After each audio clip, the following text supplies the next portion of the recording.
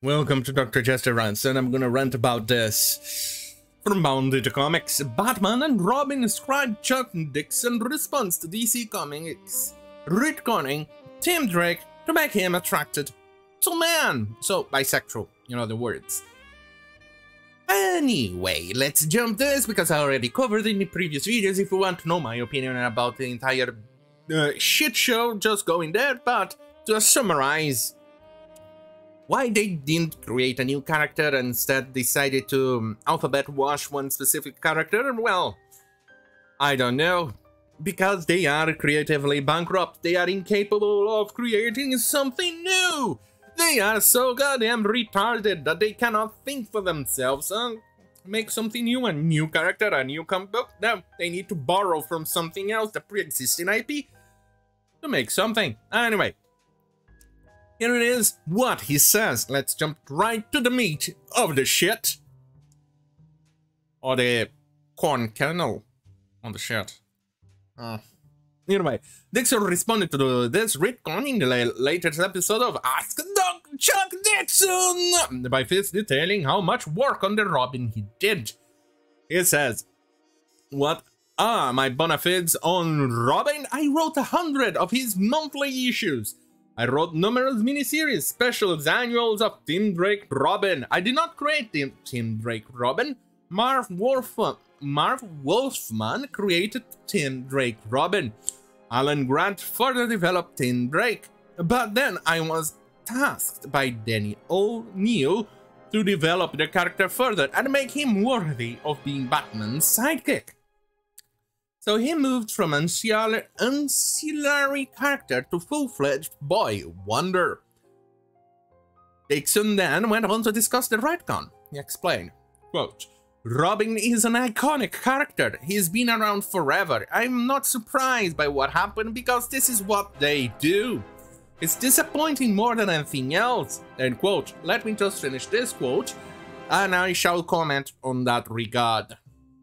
Anyway, quote, "Because why couldn't they just create a new character instead of leaning into a question that's existed for the Robin character almost since his creation? Thanks to this..." One second. I'm back. Wait, oh, right. "That existed for the Robin character almost since his creation, thanks to this gentleman, Frederick Witham, who introduced the idea that there may be some sort of homosexual subtext to Batman and Robin, and now they've basically confirmed exactly what he said here. Why? I'm not surprised because they did this, and why didn't they create something else? Because these people are creatively bankrupt. These people are incapable of creating something new. Exactly what I've covered in the very beginning of this video. Exactly what I covered in my other videos in relation to this topic. And pretty much in everything else on Hollywood. And no. We all know how fucking retarded Hollywood is with these takes because they have a tendency to actually go and fuck things up. Because they are incapable of being creatively independent or at least think for themselves. So, it is the woke-washing list, which is what I maintain. Look at the list. Okay, this is the instructions, what will or cannot be, what can or cannot be added. Anyway, here it is, massive examples of why Hollywood is basically creatively bankrupt. Look. This is blackwashing. Here we go. And since we have it, let's see, is it going to end? Yes, nearly there. More or less, almost there. Oh, finally, it's ended. 202 entries. Then we have Asian washing, which is surprisingly not that big. Hispanic washing, surprisingly not that big either. Brown washing, bit bigger considering that there is smaller population in the US than the other two over there. Gender bender, male to female swaps. Right. And now, this one is kind of tiny. Surprising, isn't it? Oh shit, I forgot to actually change the year since I added Cinderella. Oh, Never mind, later on I'll do it. Fairy Godmother, that's the latest one, 2021. And that's about it. Fascinating, isn't it? Alphabet washing, that's surprisingly big for a very 1% of 1% of 1% of the population.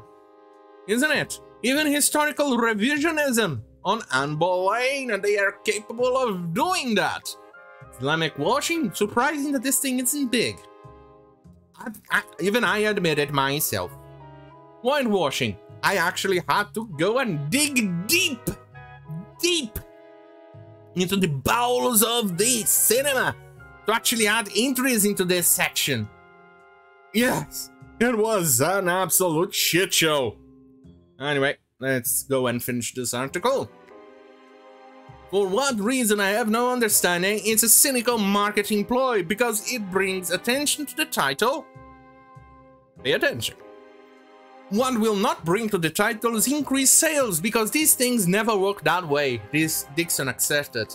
And there you go, ladies and gentlemen. He nailed it. That's exactly what it is. It brings attention. People definitely are aware of the thing. Does it bring sales? No. It will definitely affect further sales though. People now expect that, for instance, the next Robin comic books, or at least the next series, it's going to be woke. They also expect the next DC Comics character, or whatever they want to reprint, to be woke and shit. So now they are going to ditch DC Comics. Are you proud of DC Comics? Oh, I'm pretty sure you are, aren't ya? Oh, like the Evil Heart Productions, they definitely think they can live without money. But then again, at least Evil Heart Productions made their own shit that tackles a very specific community who doesn't purchase anything, but at least they made that instead of whitewashing or creating instead of whitewashing or race or gender swapping or alphabet washing the pre-existing character. At least they did that in comparison to DC Comics, who they are incapable of even doing that.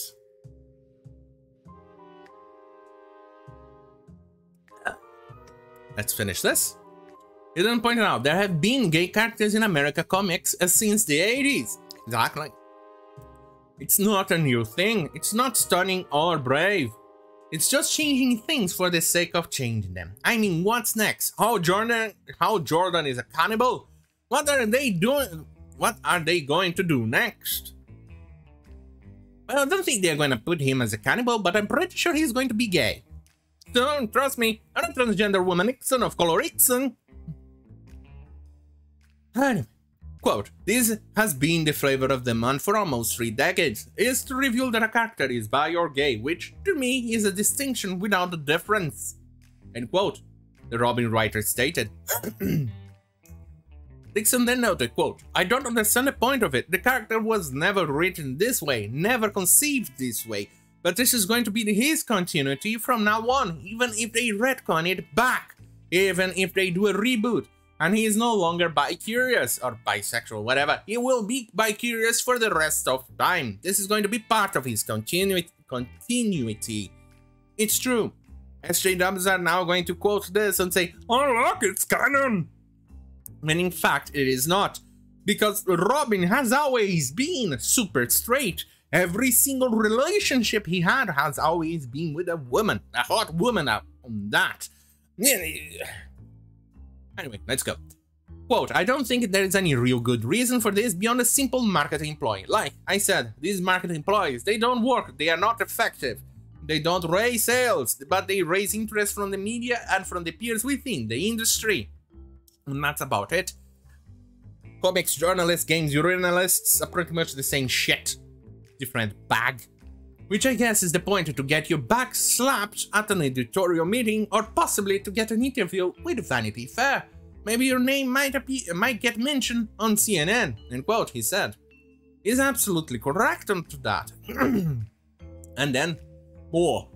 Quote, but I think the vast majority of the American public has no idea who Tim Drake is, so now Robin is gay because they don't know the difference between, they don't know there's been 3 versions of Robin. Or 4 or 5 versions of Robin. They just know Robin and the Boy Wonder. and they are thinking Burt Ward and Adam West, and now Robin is into guys. Quote again. But at the end of the day, it's just lazy writing. It's like when they used to kill characters to get interested in them, and that was the only idea they had for a long time. Now they delve into the character's sexual proclivities. End quote. He's absolutely correct. They started to kill characters after the famous Game of Thrones series from HBO, and then most shows came out of it. I'm gonna have to kill that character. Yeah, that way people are going to be interested. Good. Let's finish this, let's go. Dixon then explained how he predominantly wrote romantic stories rather than sexual stories. Quote, and for my money, and when I was writing comics, and I was writing under the comic code, none of my characters were ever sexually active. Now I wrote plenty of scenes where there was a clinch and a fade out, and you could assume that the characters went on to you know. On to you know, do the deed. But I left that up to the reader. You could believe that, or you could not. It was like the old movies where the leading man and the leading lady have a passionate kiss. Fades to black, and when we see them again, they are having breakfast together, wearing different clothes. So you could fill in the blanks between those two scenes any way you wished, and that's where I always left it. End quote. And personally, as someone writing a book, I think that's the perfect way to do it. I think that's the best way to describe it. A romantic scene and anything like that. That's how you should do it. Anyway, quote, the only character I ever had that were sexually active were Conan the Barbarian, and occasionally Frank Castle would get lucky. But other than that, I didn't. I dealt in romantic relationships rather than sexual ones, end quote. This article is long, let's go down. Quote, but by introducing the idea that the character is gay or bisexual, you are introducing the sexual aspects of it. You are saying the word, and I just don't think it has a place.